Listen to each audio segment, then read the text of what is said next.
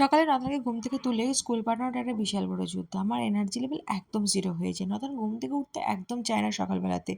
তার উপর আজকে লেট করে ফেলেছে। তাই ওকে বললাম, "তুই দুধটা খা, আমি তাড়াতাড়ি করে তোর চুলটা বাঁধি। বাস এসে যাবে।"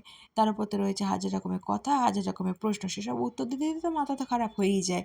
আজকে একদম লাঞ্চ বানানোর ইচ্ছে ছিল না। ভেবেছিলাম যে লং ড্রাইভে যাবো, শুভ ফ্রি আছে। তো বললাম যখন তখন রাজি হয়ে গেল।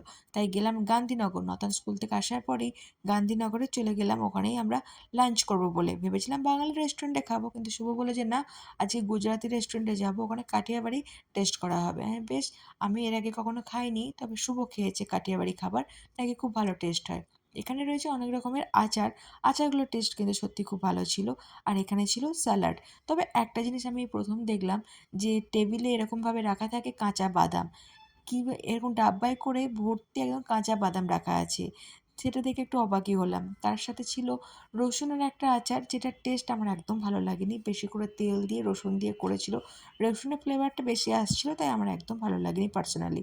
তার সাথে ছিল গুড়। গুড়, কাঁচা বাদাম কেন যে রেখেছে, কেমন করে যে খায় তাও আমার জানা নেই। তবে বেশ ভালো লাগলো অন্যরকম একটা জিনিস দেখে। তার সাথে দিয়েছিল ছাঁচ। ছাঁচের টেস্টটা খুব ভালো ছিল।